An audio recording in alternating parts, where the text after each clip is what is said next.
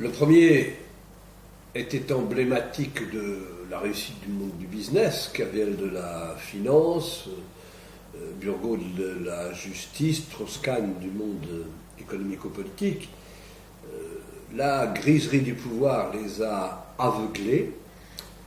Ils ont quitté le temple des personnalités adulées, obnubilées, pour devenir des symboles même de l'escroquerie.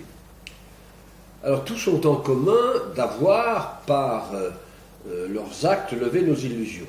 Qu'importe d'où ils viennent, de la politique, du showbiz, du business, de la finance ou du journalisme, la mécanique est la même. Le dérapage survient, surprenant assez, pour être ultra médiatisé.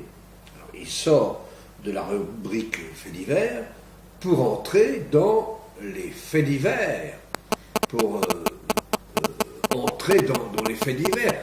On parle de l'affaire Kerviel, de l'affaire Dutroux, de l'affaire DSK, et s'ensuit une prise de conscience.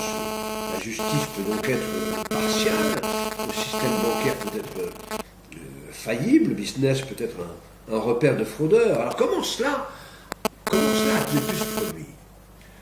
L'indignation collective renverse l'opinion publique, amplifie ou déforme à souhait les affaires, on fait toute une affaire qui fait légende, et que reprennent les médias, lesquels reproduisent nos propres représentations locales. Tout le monde véhicule l'idée que les hommes qu'on a désignés responsables du pouvoir sont au service de la société tout entière pour en améliorer le sort, la rendre plus harmonieuse. Et le pouvoir est ainsi considéré comme au service de tous. Or, l'irruption d'une affaire crée un choc, la preuve du contraire, voilà. Alors on n'a pas oublié ces affaires. Celle d'un magistrat incapable de mener sereinement son enquête suite à des accusations avérées imaginaires de pédophilie, celle d'un système bancaire insuffisant de maîtriser les agissements de ses salariés, celle de ce comité de direction qui ne peut contrôler son PDG. Et n'oublions pas Alain Greenspan, dont la politique de crédit facile a conduit à la catastrophe.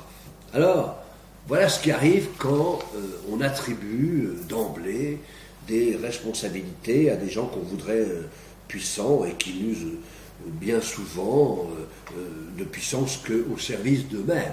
Alors quand le dérapage survient, la surprise est de taille. Et il nous faut du temps pour prendre conscience de ce qu'avaient été nos attentes à leur sujet. Alors quand on prend la mesure de son illusion, de nos illusions, et de notre représentation naïve de la société, ces affaires nous ramènent à la réalité que l'on prenait pour une fable. L'apprentissage est douloureux, ou il sera douloureux, en tout cas, il est utile.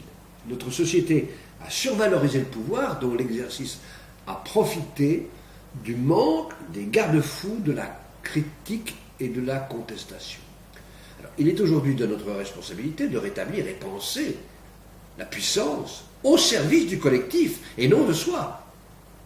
L'éducation des élites de la nation doit les aider à renoncer à leur sentiment croissant d'impunité pour réapprendre précisément à maîtriser leur puissance et à garder le recul nécessaire à tout exercice du pouvoir. Les garde-fous ont fait défaut dans l'affaire du petit juge Dutroux, de l'affaire d'Esca, de Tapie et de bien d'autres. La classe politique est pourtant pleinement consciente des risques de dérapage de ses membres.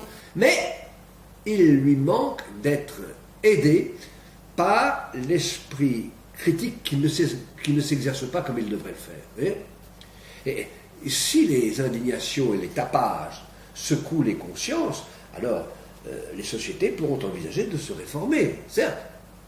Alors, je dirais pour tous ces effets secondaires bénéfiques, merci messieurs, par qui le scandale est arrivé.